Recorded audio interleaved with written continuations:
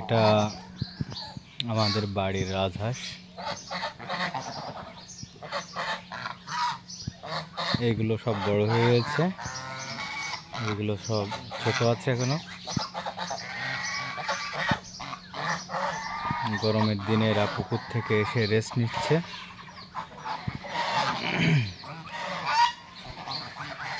যখন একসাথে এই রাজহাঁসগুলো থাকে আসলে অনেক বেশি সুন্দর লাগে। আর রাজহাঁসের গোশও অনেক সুস্বাদু।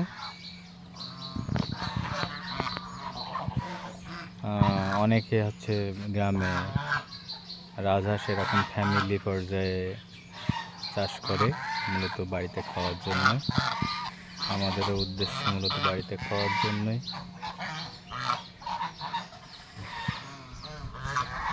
কার বাড়িতে কয়টা রাজহাঁস আছে এটা জানাবেন। কি আবার ছাগল क्या बोलता है?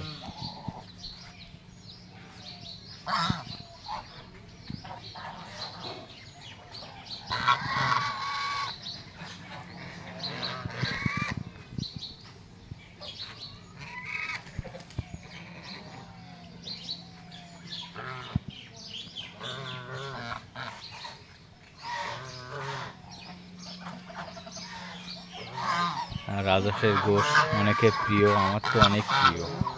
তো আপনাদের কার কার রাজহাঁসের মাংস প্রিয় সেটা জানাবেন। রাজহাঁস আসলে চাষ করা অনেক ব্যয়বহুল, এরা অনেক বেশি খাদ্য খায়, সে অনুযায়ী বাড়ে কম। আব্বুজান কি করছো? এগুলো কার রাজহাঁস? তোমার রাজহাঁস? আচ্ছা, তুমি কি এগুলো সব তোমার রাজহাঁস তাই তো? ছাগল কার? ছাগলও তোমার?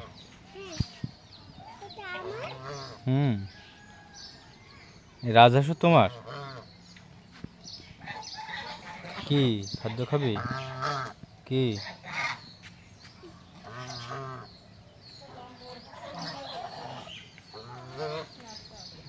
কেন আমাদেরগুলো কই?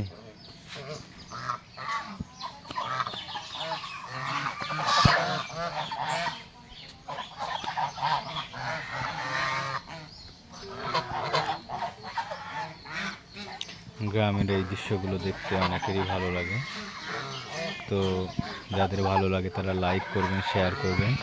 ধন্যবাদ।